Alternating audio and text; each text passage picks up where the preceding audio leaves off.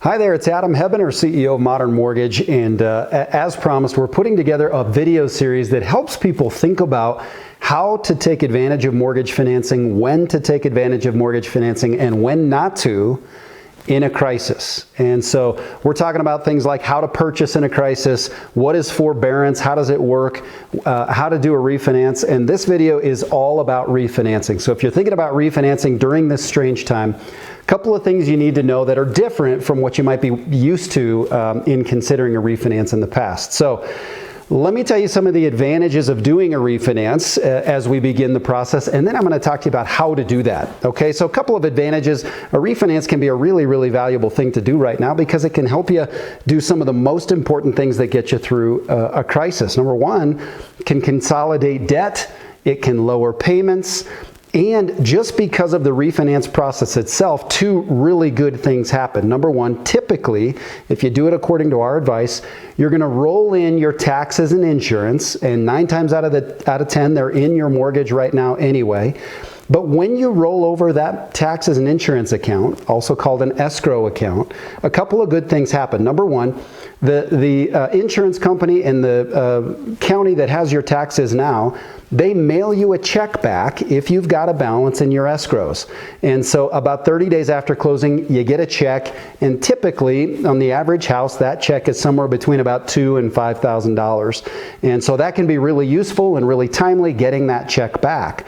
Now this is nice because it doesn't expose you to any problems. Your taxes and insurance are still paid. They're just rolled into your new loan, and it's kind of a money in, money out roughly process. Now the two amounts won't be exact, but in general, you're going to get some money back and you're going to have rolled some money in, and those two balances are going to be pretty close to each other. So that's a really big advantage. Just getting a check maybe 30 days after closing will help most of our clients quite a bit. Now, in addition to getting the escrows taken care of, you're also going to skip one mortgage payment. So right now it's the month of April, and if you were to refinance, you'd probably be closing sometime in about mid-May based on how things are going right now. You close in mid-May, that means you're going to skip June's payment.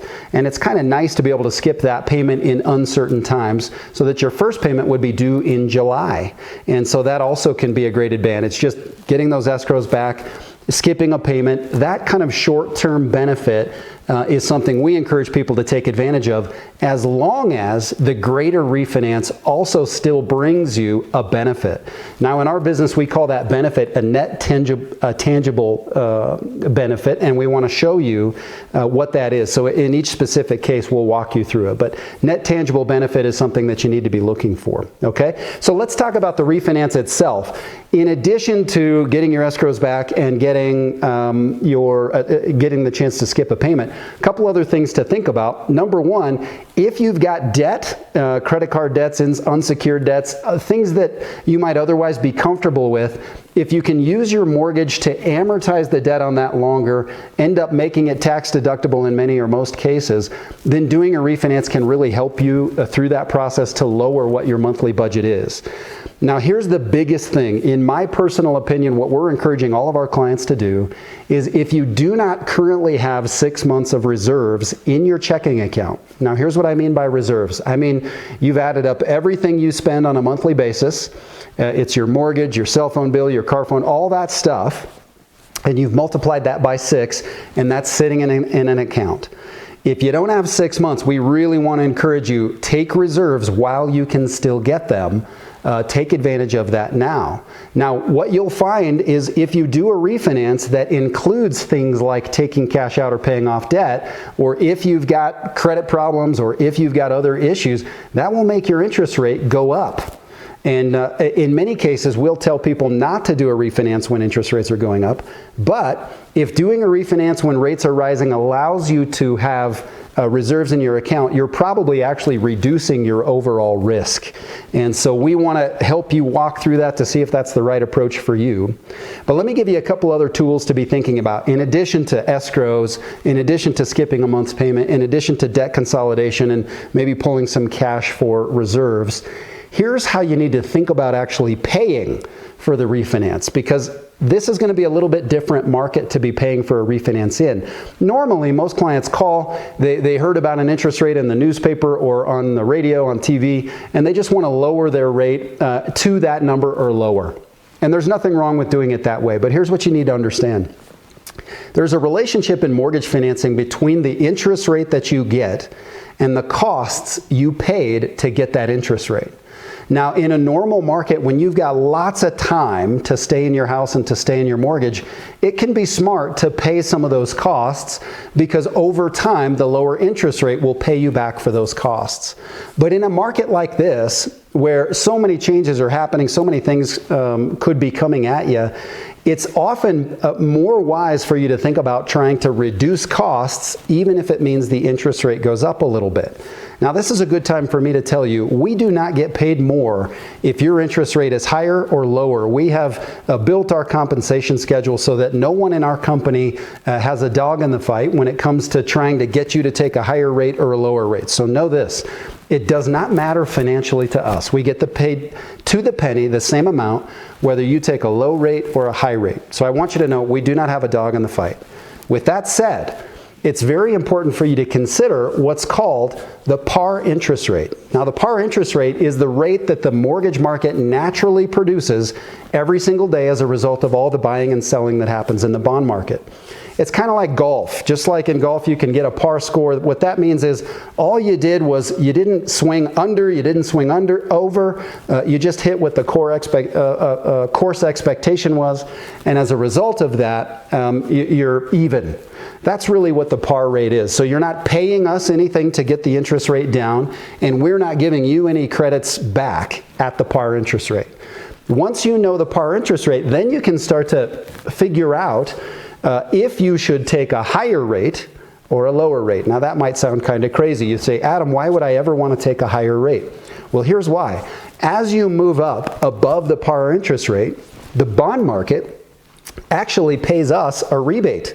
We don't keep that rebate. When that rebate comes to us, we just give you 100% of what it is.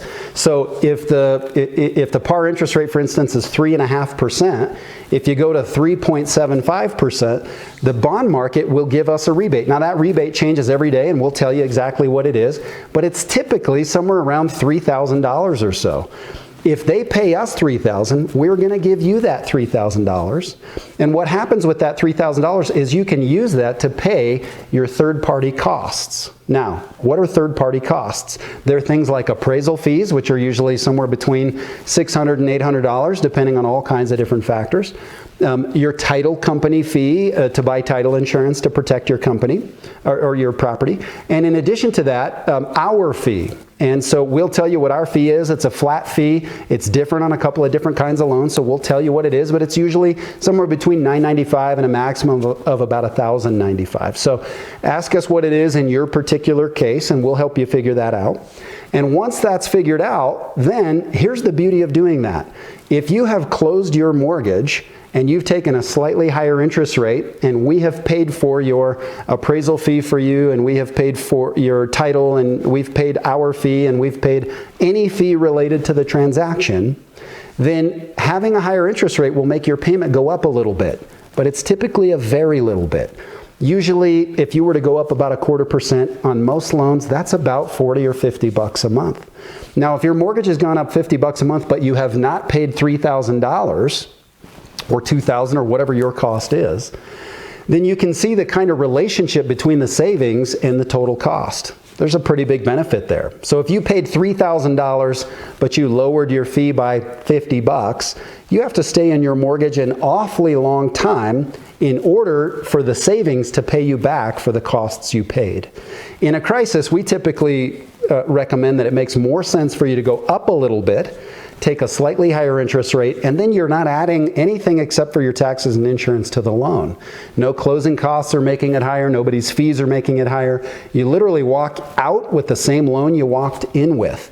And doing that can be a real advantage. Now keep this in mind. Anytime you do a refinance, you need to plan to make 6 payments before you refinance again. And you have to do that for some complicated reasons that have to do with how the loan gets put into the bond market. So make sure that your plan is to make those 6 payments. If that's the case, then a refinance can be a huge advantage in going through the kind of market we're in right now. So hopefully that helps you think about some of the reasons why and maybe some of the methods on how. And obviously you can see your specific case is going to require just meeting with one of our bankers. So shoot us an email. You can get us at a-team@mod-mortgage.com, and we'll help you answer all your questions. And it's totally free, and you'll be able to do some good math to figure out what's best for you. The best thing about the math is it just tells you whether you should do it or you shouldn't do it. It's really just a math question. So we're eager to help you do that. We're looking forward to talking to you soon. So give us a call and we'll help you walk through it. Take care.